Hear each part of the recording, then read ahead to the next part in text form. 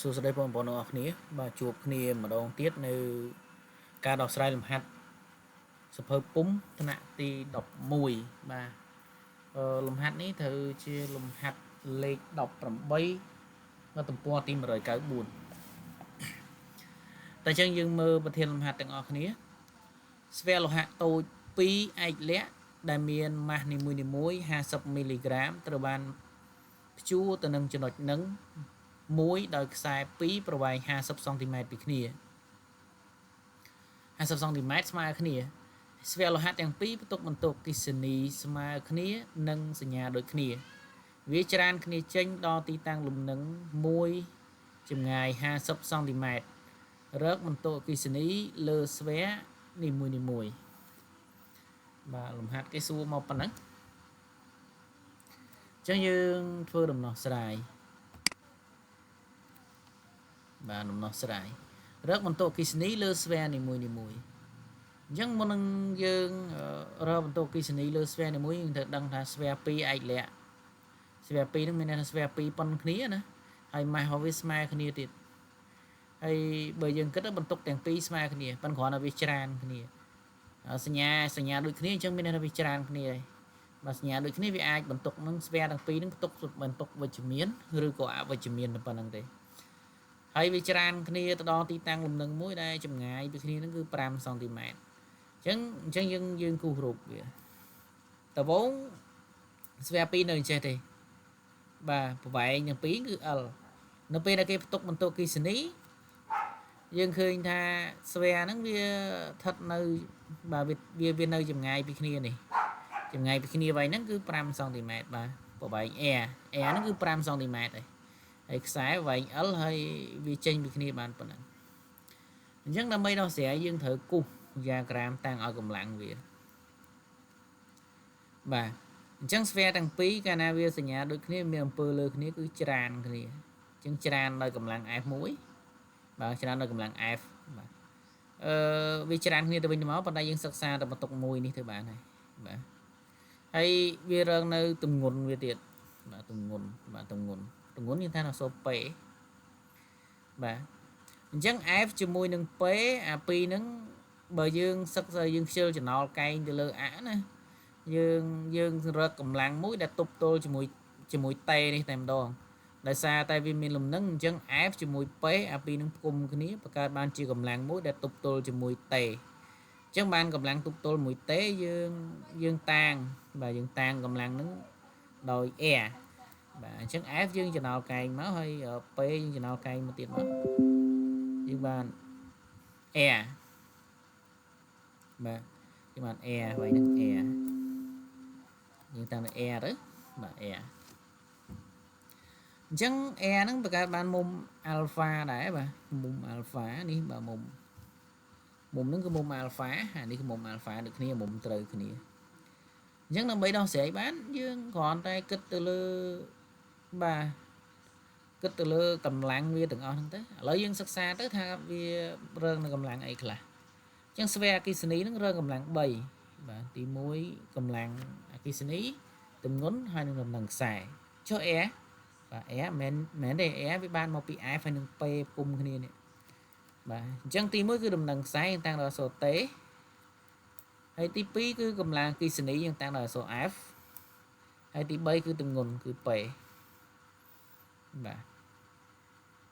អញ្ចឹងបើសិនស្វែទាំង3មានលំនឹងគឺផលបូកកម្លាំងទាំង3ហ្នឹងបើស្វែនឹងមានលំនឹងក៏ផលបូកកម្លាំងទាំង3ហ្នឹងស្មើ0បាទ R បូក P បាទសំទោសមិនមែន R ទេកន្លែងហ្នឹងមិនមែន R ទេយើងកែបន្តិចកន្លែងហ្នឹងវាមើលតេ P និង F ក៏សិស្ស F បាទគ្រូសុំកែបន្តិចF បាទ F ហ្នឹងបាទ F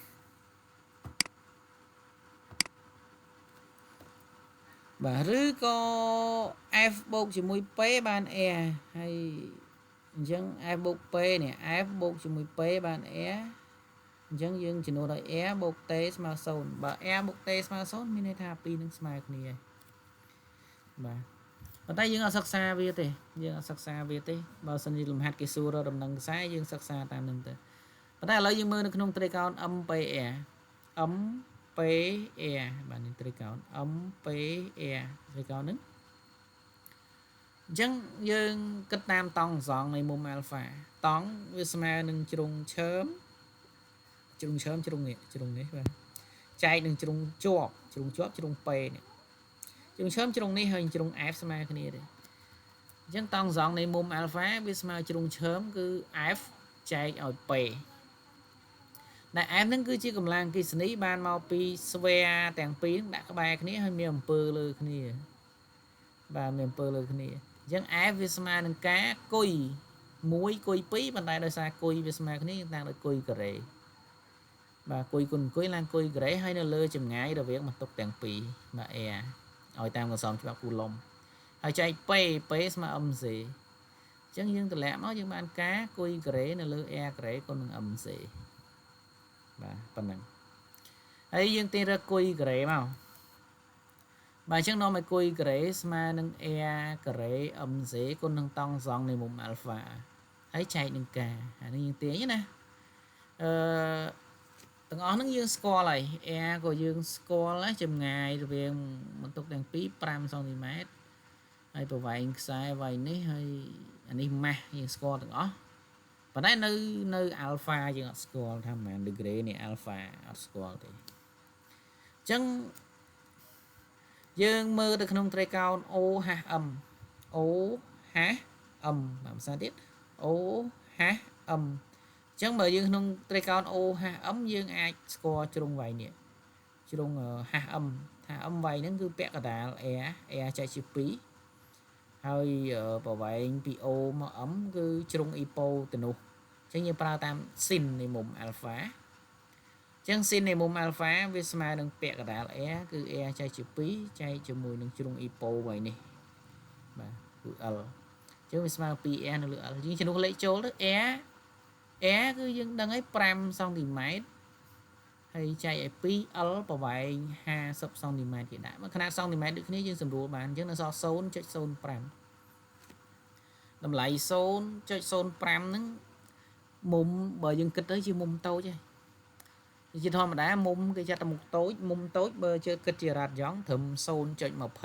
ដឺក្រេអីមុំតូចចាអានេះ 0.05 មុំតូចអញ្ចឹងបើសិនជាវាជាមុំតូចតម្លៃ sin នៃមុំ alpha វាប្រហែលនឹងតង់សងនៃមុំ alpha ដែរវាប្រហែលគ្នាហើយក៏វាប្រហែលនឹងតម្លៃប៉ុណ្ណឹងគិតជារ៉ាត់យ៉ង់ដែរបាទអញ្ចឹងគូដាក់ថាបើ alpha ជាមុំតូចអញ្ចឹងយើងបាន sin នៃមុំ alpha ប្រហែលតង់សងនៃមុំ alpha អញ្ចឹងស្មើ 0.05 អញ្ចឹងតង់សងនៃមុំ alpha កន្លែងនេះយើងអាចជំនួសដោយ 0.05 ដែលតម្លៃទាំងអស់យើងស្គាល់បាទនេះរៀបរាប់តាមនឹង air ស្មើ5សង់ទីម៉ែត្រហើយបាទទាំងអស់ហ្នឹងណាបាទយើងបែកទៅຂະຫນាតម៉ែត្រទៅហើយ L ប្រវែងខ្សែវែងនេះបាទវែងនេះវែង L ដូចគ្នាទេគេប្រាប់ថា50សង់ទីម៉ែត្រយើងបែកបាន5គុណ10សេគុណដក1ម៉ែត្របែកជាຂະຫນាតស្តង់ដារ50មីលីក្រាមអញ្ចឹងយើងបែកជាគីឡូក្រាមបាន50បើមីលីក្រាមទៅក្រាមដក3ហើយក្រាមទៅគីឡូក្រាមដក3ដក6សេ9.8 ម៉ែត្រក្នុងវិទីការ៉េrồi giờ 10ក៏បានដែរយើងស្រួលគិតណាបាទយើង 9.8 ទៅចុះអញ្ចឹងយើងបានយើងចំនួនតម្លៃទាំងអស់នឹងចូលបាទចំនួនតម្លៃចូលអញ្ចឹងគុយស្មើបូកឬដកយើងដាក់បូកឬដកព្រោះថាគុយវាច្រើនគ្នាអញ្ចឹងយើងមិនដឹងថាគុយនឹងវិជ្ជមានឬអវិជ្ជមានទេបាទបើវិជ្ជមានទាំងពីរបើអវិជ្ជមានទាំងពីរអញ្ចឹងវាស្មើឬការ៉េនៃ a ការ៉េប៉ុណ្ណឹងគុណទាំងអស់ហ្នឹងតង់សងបាទតង់សងនៃមុំ alpha យើងចំនួនដោយ 0.05 នេះហើយចែកនឹងការតម្លៃមេគុណសមាមាត្រគឺ9គុណ10សេគុណ9បាទចែកមកបាទកណនីបញ្ចេញមកយើងបាន2.6គុណ10សេគុណដក9គូឡុំបាទបូកដកបាទចម្លើយវាប៉ុណ្ណឹងដូចនេះហ្មងទៅបាទដូចនេះស្វែនីមួយមានបន្ទុកបាទគុយមួយណាក៏បានដែរដោយសារស្វែបន្ទុកគុយស្មើគ្នាស្មើបូកឬក៏ដក 2.6គុណ10សេគុណដក9គូឡុំបាទ ចប់លំហាត់របស់យើងមានប៉ុណ្ណឹងបាទបើជាភាសាទៀតលំហាត់នេះបើក្នុងការគូសរូបកូនសិស្សអាចគូសចំណោលកែងលើ AX AY ក៏បានដែរដោះស្រាយចេញដូចគ្នាទេណាបាទអាស្រ័យទៅលើវិធីសាស្ត្រនៃការដោះស្រាយរបស់យើងចូលចិត្តដោះស្រាយតាមរបៀបណាបាទឥឡូវគ្រូដោះស្រាយតាមរបៀបហ្នឹងទៅចេញចម្លើយបានប៉ុណ្ណឹងបាទអញ្ចឹងអរគុណសម្រាប់ការទស្សនាហើយជួយ comment ប្រាប់ផងបើសិនជាមានកំហុសឆ្គងអីណាបាទអរគុណ